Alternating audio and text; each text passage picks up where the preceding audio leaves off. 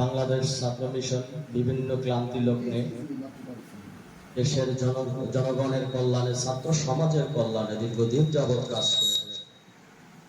ইতিমধ্যে আপনারা জানেন বাংলাদেশ ছাত্র মিশন যে বৈষম্য বিরোধী ছাত্র আন্দোলনের যোগ্য নেতৃত্ব দিয়ে এসেছেন, সেই যোগ্য নেতৃত্বের কারণে আজকে এই বাংলাদেশে একটি স্বাধীন সার্বভৌম দেশ হিসেবে আমরা দেশ পেয়েছি।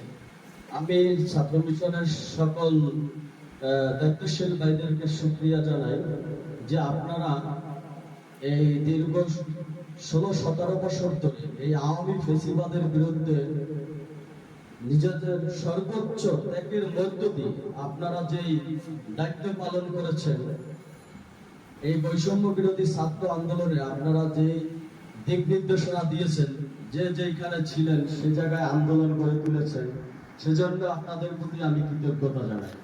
আমাদের ইতিমধ্যে অসংখ্য ভাই বিভিন্ন হসপিটালে কাটাচ্ছে। আমরা সত্যিকার অর্থে স্বাধীন বলি, কিন্তু এমন একটি পর্যায়ে এখন চলে এসেছে, আমরা শেখ হাসিনাকে হটাতে পেরেছি, কিন্তু শেখ হাসিনার যে প্রেতাত্মাগুলি রয়েছে বাংলাদেশে এবং এই অবৈধ প্রধানমন্ত্রীর যে এমপি মন্ত্রীরা রয়েছে, এরা হাজার হাজার কোটি টাকা এই বাংলাদেশ থেকে বিদেশে পাড়ি দিয়েছে এবং আমাদের বাংলাদেশে দেউলিয়া করার যে একটা অপচেষ্টা ছিল সেটিতে তারা সফল হয়েছে। তো সেই জায়গা থেকে এখন যারা এই বাংলাদেশে এমপিরা লুকিয়ে রয়েছে, তাদেরকে, আপনাদের ছাত্র মিশনের ভাইদেরকে এখনো বলবো, আপনাদের আন্দোলন এখনো শেষ হয় নাই। এই এমপি মন্ত্রীগুলোকে যে যেখানে লুকিয়ে গাপ্তি বেড়ে থাকুক না কেন, আপনারা তাদেরকে খুঁজে বের করে আইনের আওতায় আনার জন্য এই দেশের সকল ছাত্র সমাজের প্রতি আমি আহ্বান জানাচ্ছি।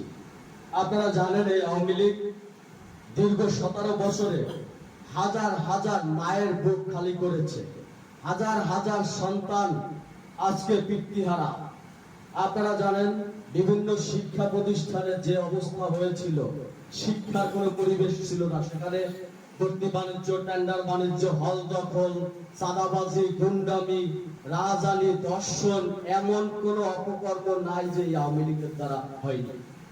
তো আমি ছাত্র মিশনকে বলবো, আমরা একটি নতুন সমাজ প্রতিষ্ঠার লক্ষ্যে, আমরা একটি সুন্দর সমাজ গড়ার জন্য ছাত্র মিশনের সকলের একটি দায়িত্ব রয়েছে। সেই জায়গা থেকে আপনারা এখনো যেখানে অনিয়ম, দুর্নীতি এবং বিভিন্ন ইউনিভার্সিটি, শিক্ষা প্রতিষ্ঠানগুলোতে এখন যাতে করে কোন ছাত্র সমাজ একক আধিপত্য না করতে পারে, সকলের যাতে সমান অধিকার সেই হলগুলোতে থাকে, সেজন্য আপনাদের কাজ করতে হবে।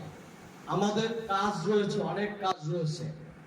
এখন দেখবেন এই আওয়ামী ফেসিবাদের যে দোসররা বিভিন্ন শিক্ষা প্রতিষ্ঠানের পরিচালনার দায়িত্বে রয়েছেন, বিভিন্ন আপনি দেখবেন যে সচিবালয় থেকে শুরু করে সরকারি যে কোনো কর্মস্থলে প্রধান প্রধান জায়গাগুলোতে এই সরকারি ফেসিসের যেই শিকড়, এটিকে উঠলে ফেলতে হবে। তো আপনারা চিহ্নিত করে এই দোষকদেরকে এই জায়গা থেকে বিতাড়িত করতে হবে, তাহলেই আমরা একটি সুন্দর সমাজ ব্যবস্থা গড়তে সক্ষম হব। এবং আপনারা জানলে খুশি হবেন যে আমি নিজে শুধু না, আমার মাননীয় চেয়ারম্যান সহ আমাদের মূল সংগঠনের যে লেবার পার্টি, আমাদের যে মূল সংগঠন, তারাও কিন্তু এই বৈষম্য বিরোধী ছাত্র আন্দোলনের সাথে যুক্ত হয়েছে।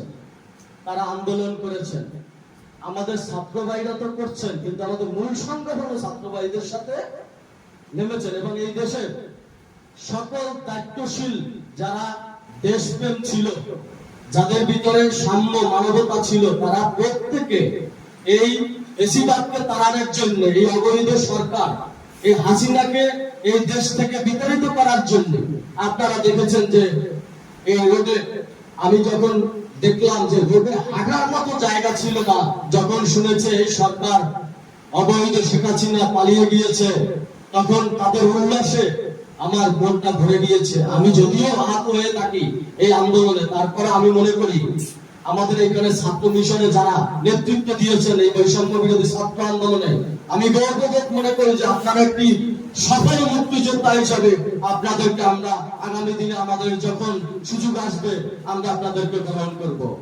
এবং আমাদের চেয়ারম্যান মহোদয় আছেন এখানে, আমি তাদেরকে বলবো আমাদের এখানে যারা বৈষম্য বিরোধী ছাত্র আন্দোলনে আমরা যারা নেতৃত্ব দিয়েছি, আমাদেরকে যথাযথ আপনারা একটি দিক নির্দেশনামূলক আগামী দিনে যাতে করে আবার এই ধরনের কোন কার্যকলাপ ঘটলে আমাদেরকে আপনারা আবারও বলবেন যে তোমরা আন্দোলনে ঝাঁপিয়ে পড়ো এবং দিক নির্দেশনা দাও, আমরা সেই মোতাবেক কাজ করব। আপনারা দেখছেন